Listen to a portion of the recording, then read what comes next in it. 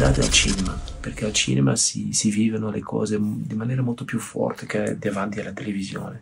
Сценария, като го прочетох за първи път, си казах най-после. Нямаме филми, в които да има паранормални неща, или ако имат са много, някакси не се е чуло за тях. Аз никога не съм играла във филм на ужасите и много ми се искаше да играя във филм на ужасите. Целият сценарий ми хареса, не мога да говоря за конкретни неща. Хареса ми моята част в него. Тя е малка, обаче ми хареса, защото, както е казано, няма големи и малки роли. Няма такъв български филм. Скоро излизал. Филмът има много добра история, което е най-важното. Има прекрасни актьори. Gruselig, man hat Angst, aber es sind auch ein paar geschichtliche Aspekte noch drin, was auch sehr schön ist. Und wie gesagt, eine schöne Romanze und eigentlich alles, was man möchte.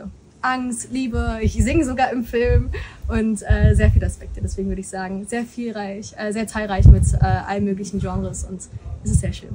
Deswegen schaut ihn euch an. Зрителите трябва да гледат този филм, за да ги хване страх.